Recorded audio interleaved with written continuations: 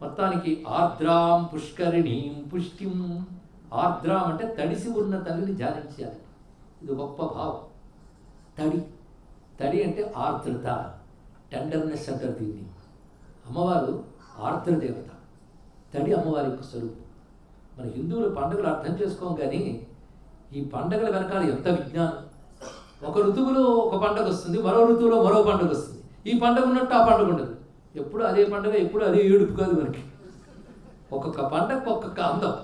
అంటే ప్రకృతిలో అంతరిక్షంలో వచ్చే మార్పులను అనుసరించి ఏ అందమైన శక్తి ప్రకృతిలో కనబడుతుందో ఆ శక్తికి తగ్గట్టు పర్వాలు ఏర్పడ్డాయి. అది హిందూ మతం యొక్క అందం, హిందూ మతంలో కనబడే అద్భుతం.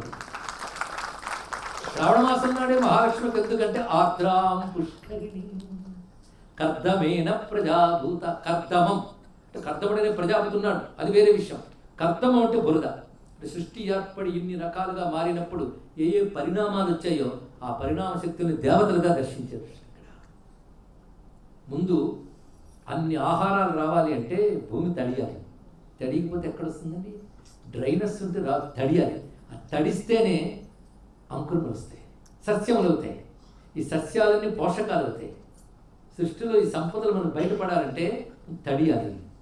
ఆ తడి ఉండాలండి. హృదయంలో కూడా తడి ఉండాలంటారు. టెండెన్స్, ఆర్ద్రత ఉండాలి. ఇక్కడ ఆర్ద్రతా గుణం. ఆర్ద్రతా గుణమే దయ. పరమేశ్వరుడి యొక్క దయ అమ్మవారు అన్నాం కదా, దయ ఆర్ద్రగుణం.